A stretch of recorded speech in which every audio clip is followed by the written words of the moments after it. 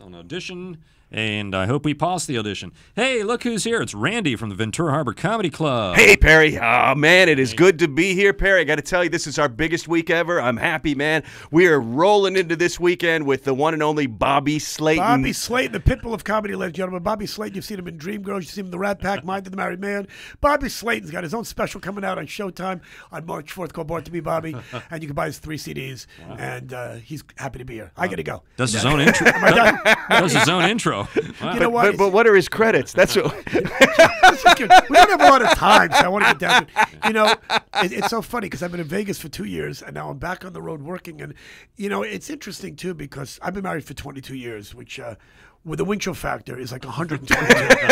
And last week was my wedding anniversary. And, you know, so many people, especially in the show business, don't stay married for that long. People ask me how I've done it. And I think the reason I've done so well with marriage is because I was in Vegas 6 days out of the week. My wife was in L.A. 6 days out of the week. And I'd come home one day to see my dog, pretending to see my wife. And I'm not trying to rub it in your faces, but if you can find a way to see your wife one day out of the week, I live in Vegas 6 days out of the week. Yeah. Marriage is really pretty cool. That's the secret, folks. And if I can make 95% of the people laugh and maybe break up one couple, I feel I've accomplished something at the comedy club this weekend. Although I don't want to say that. I don't want to scare people away. You know, it's funny because, you know, in all the years I've been doing stand-up, when I was, there was a show called Mind of the Married Man on HBO, and a friend of mine, Jake Weber, who's on the show Medium now, when we did the show, that was about 10 years ago, my first CD had just come out called Raging Bully, and I remember giving one to Jake, and he said to me, he was a single guy at the time, real playboy around town, and he said to me about 6 months later, he told me that he'd play the CD for girls when he took them out for dates.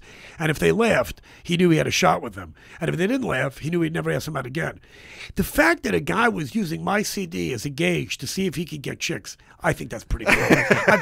If that's all I accomplish in life, you know, it's interesting because people, when you ask people about what's your greatest accomplishment in life, people always give you that stupid standard answer. I think my children. Look, I love my daughter.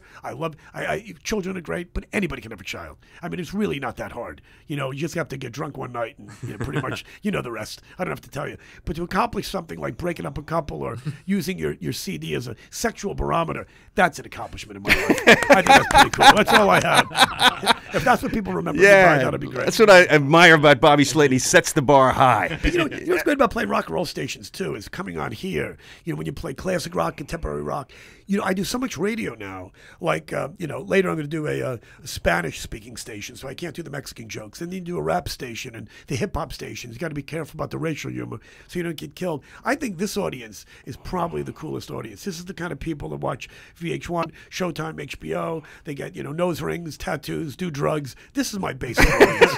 These are the people I like. These are the people I want to see come out to the Ventura Harbor Comedy Club to see me. That's Bobby's demo, folks. By the way, you told me you play Alice Cooper, right? Yeah, man. You and I were talking before about, I think we're pretty much the same age. How old are you? 48, 9, something like that. I'm a lot older than you. But we talked about the classic days of rock and roll, the punk movement and, you know, the glitter movement and the glam rock and all that stuff which I grew up with. But you told me you play Alice Cooper, right? Mm-hmm. Yeah.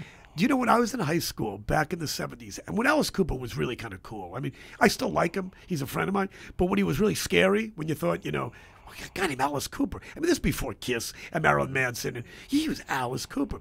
So a friend of mine found out where Alice lived. I grew up in upstate New York, and Alice had a home in Connecticut. The whole band lived in this house.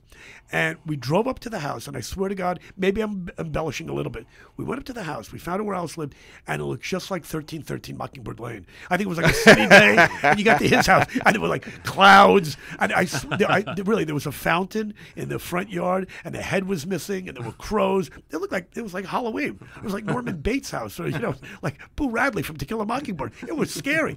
So we're just high school kids, and we went into the driveway, creaky gate, the whole works. We knock on the door, and Dennis Dunaway, the drummer, comes to the door with a pool cue. And we said, hey, we'd like to say hi to Alice. And Alice came out, talked to us for about 10 minutes, took pictures. Couldn't have been a nicer guy. And I remember I started dating a girl. She was really hot. This was my first girlfriend in high school. And at the time, she liked Motown and soul and R&B and all the stuff I love now, which I hated back then. You know, with the OJs and the Supremes. And all I could talk about was Alice Cooper, dude. I was like a real retard. You know, I was like, Wayne's World. Alice Cooper rocks, man. And she goes, really, you know, we have nothing in common and I can't go out with you anymore. And it broke my heart. And I found that years later, she had 7 kids, was fat and ugly, still living in the same house. If I didn't like Alice Cooper, I could have been living with her. He saved my life. Alice Cooper saved my life. Thank you, Coop. All right. Great story, huh? I got many more, and I'll be telling them at the Comedy Club right here in Ventura all weekend. Another That's of right. Bobby's Tonight, finest tomorrow. accomplishments. Tonight, 8 o'clock, Saturday, 7 and 9. Call 644-1500. Or Perry will tell you, VenturaHarborComedyClub.com. All right. Nice. Wasn't that great? Yeah, tied it up in a nice little package there. Yeah, that's what I do. Jeez, man. You do a lot of radio. Yeah. You want to do something else? Yeah, you want to? Yeah. Hey, how about having Bobby do like a liner? Sure, Hey, it's absolutely. Bobby's. Why do you ask Bobby? You don't have to go through him. Was he Oh, my okay. agent? He's not your. Hey, I have you to die. clear I'm it not through talking Randy. to you. What does he want? He wants to know if you do a liner. for their Hey, stuff. it's Bobby Slayton. Tell Stick myself- around for your chance to win tickets on the Octopus. You know, like a Yeah, sure. teaser kind of thing. You know. All right. Yeah, I'm rolling. You rolling? Yeah. Hey, kids, it's Bobby Slayton, the Pitbull of Comedy. Stick around. You win tickets to my show. You got to come down. Come on, what else are you going to do? Say the octopus, right? Yeah, let me do it again. Yeah, doing it. Hey, it's Bobby Slayton, kids, the Pitbull of Comedy. And if you keep listening, you can have a chance to win tickets to see me right here on the Octopus. I'll be playing the Ventura Comedy Club. Sorry, no U2 tickets, no Stones tickets, no Alice Cooper tickets. Me, that's all you got. It's free, so stick around.